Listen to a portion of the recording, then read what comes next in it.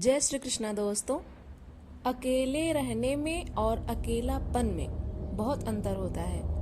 एक तो है अकेले रहना, जब हम आत्मबोध की तरफ मुड़ते हैं, सेल्फ नॉलेज, जब हम स्वयं की खोज के लिए निकलते हैं कि हम कौन हैं, इन तमाम प्रश्नों के उत्तर को जानने के लिए जब हम अपने आत्मचिंतन की ओर मुड़ते हैं, तो हमें उस समय अकेले रहने की आवश्यकता होती है, क्योंकि हम इस समाज में रह करके स्वयं के बारे में नहीं जान सकते। क्यों नहीं जान सकते? क्योंकि ये जो समाज की परिस्थितियां हैं, ये मन इंद्रियों को जो आकर्षित करती हैं, ये जो भोग विषय की वस्तुएं हैं, इनसे हमारा मन आकृष्ट हो जाता है, उनकी तरफ ही आसक्त हो जाता है।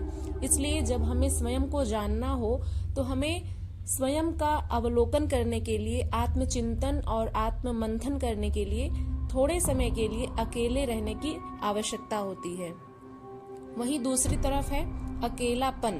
किसी व्यक्ति को जब अकेलापन महसूस होता है तो इसका मतलब ये नहीं कि वह आत्मबोध के लिए अकेलापन महसूस कर रहा है। अकेलापन तब होता है जब समाज में रहते हुए, अपने परिवार के बीच में भी रहते हुए हमें ऐसा लगे कि हम बहुत अकेले हैं, हमें वीकनेस लगे, कि ऐसा लगे कि हमारे साथ कोई है ही नहीं। हम स्वयं को कमजोर जब मानने लगते हैं तो ऐसा लगता है कि सब लोग रहते हुए भी हमारे साथ नहीं है।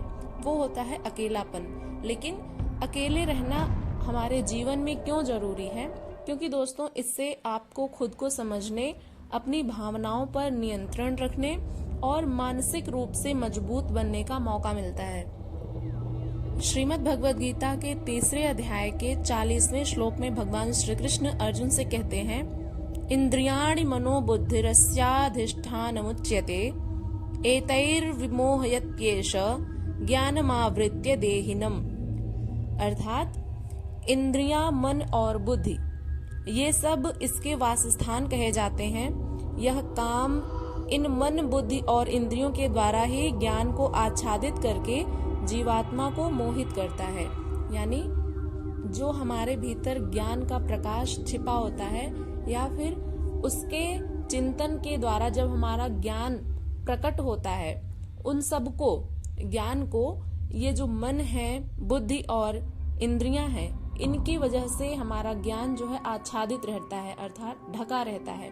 तो अपने ज्ञान के प्रकाश में लाने के लिए हमें आत्मचिंतन की आवश्यकता होती है, और आत्मचिंतन अकेले में रह करके ही किया जा सकता है। इसीलिए जो ऋषि मुनि तपस्वी लोग रहते हैं, वे अपने घर बार को छोड़ करके क्यों वन में जाते थे? क्योंकि उन्हें आत्मचिंतन और परमात्मा के लिए मिलन और परमात्मा की प्राप्ति हेतु तपस्या करने के लिए उन्हें वन में जाना होता था।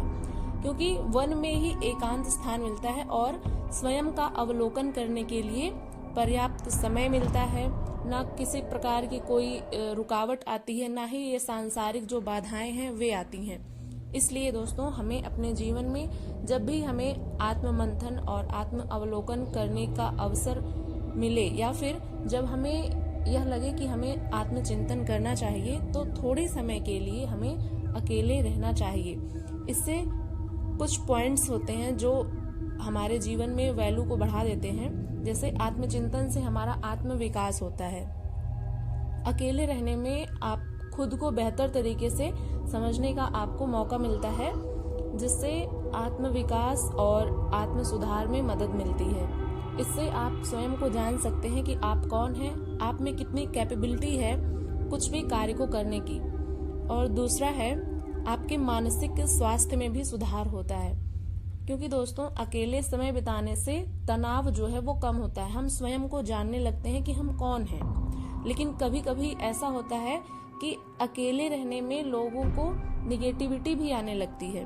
तो ऐसा नहीं करना चाहिए। हमें जब भी समय मिले, तो हम जब अकेले रहें तो हमें अपने साथ समय बिताना चाहिए, स्वयं के निरीक्षण के लिए कि हम कौन हैं, और इससे हमारा आत्मबल और आत्मविश्वास भी बढ़ता है। अकेले रहने से आप में आत्मनिर्भरता बढ़ेगी, क्योंकि आप अपनी समस्याओं का समाधान स्वयं ही ढूंढना जब शुरू कर देते हैं तो उसमें जब आपको कठिनाइयां आएंगी जीवन में, जो भी कार्य आप करना चाहेंगे उसकी जिम्मेदारी आप जब स्वयं पर लेते हैं तो उस कार्य को करने आपको जिम्मेदारी का आभास होगा, जिससे आप आत्मनिर्भर बन सकते हैं। दोस्तों, अकेले रहने से आप रचनात्मकता की तरफ भी अग्रसर हो सकते हैं। आप में जो क्रिएटिविटी है, जो आप में गुण हैं, उनको आप जान सकते हैं। अकेले रहने से दिमाग को शांति मिलती है, जिससे आप नई सोच और रचनात्मक क्षमता को विकसित कर लेते हैं। इससे आपका जो सेल्फ कॉन्फिडेंस है, आत्मविश्वास, वह भी बढ़ता है, क्योंकि खुद को बेहतर तरीके से समझकर जानकर ही आपका आत्मविश्वास बढ़ता है, जो आपको सभी तरह की परिस्थितियों से निपटने में मदद करता है। क्योंकि आप जब स्वयं को जान लेते हैं कि आप कौन हैं, तो आपके जीवन में जो भी समस्याएं आती हैं, आपको पता होता है कि इससे कैसे निपटना है। तो जीवन में जितनी भी समस्याएं आएंगी, आप उनसे आसानी से निपट सकते हैं, क्योंकि आपको स्वयं के बारे में जानकारी मिल चुकी होती है। इसलिए आत्मबोध के लिए अकेले रहना भी आवश्यक होता है।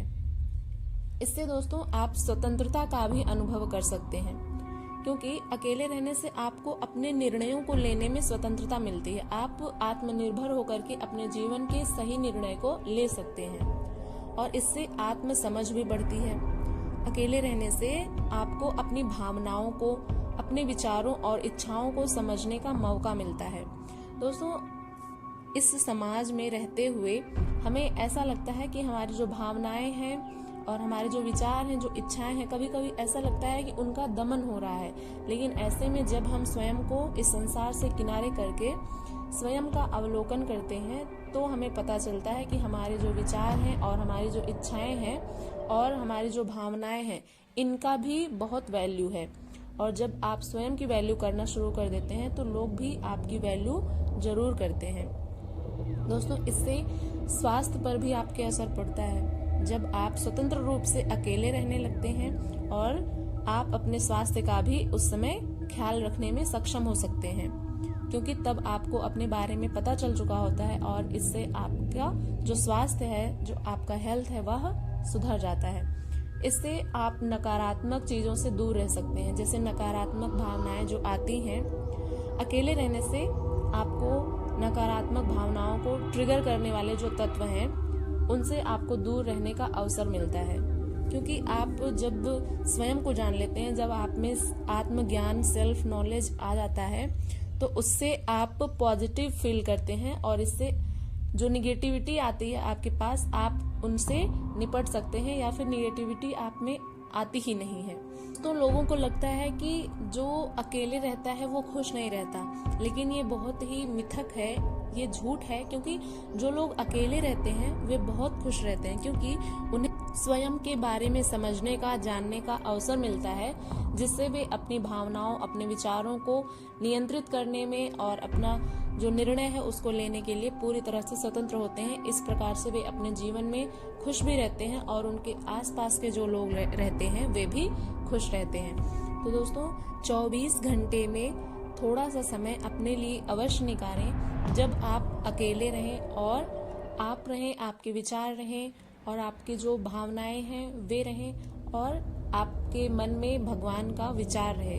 क्योंकि दोस्तों, जब आप स्वयं का आत्मविश्लेषण करते हैं तो कहीं ना कहीं आप खुश भी रहते हैं और इससे आपको आत्मबोध भी हो जाता है कि आप कौन हैं, आप जीवन में क्या कुछ कर सकते हैं। इन सब की जानकारी आपको हो जाती है। दोस्तों, ये वीडियो यदि आपको पसंद आई हो तो इसे एक लाइक अवश्य करिएगा। चैनल पर यदि नए हैं तो सब्सक्राइब अवश्य करिएगा। इसे अपने दोस्तों के साथ शेयर करिएगा। बेल आइकॉन को प्रेस करिएगा ताकि आने वाली हर वीडियो की नोटिफिकेशन आप तक पहुंच सके। तो दोस्तों, चलिए मिलते हैं किसी अन्य टॉपिक के साथ अन्य वीडियो में। तब तक के लिए अपना ध्यान रखिएगा। इस वीडियो के बारे में अपना कमेंट जरूर करिएगा। मिलते हैं अगली वीडियो के साथ। तब तक के लिए अपना खूब सारा ध्यान रखिएगा। हंसते रहिए, मुस्कुराते रहिए, प्रसन्न रहिए और अपने जीवन के निर्णय स्वयं से लेना सीखिए।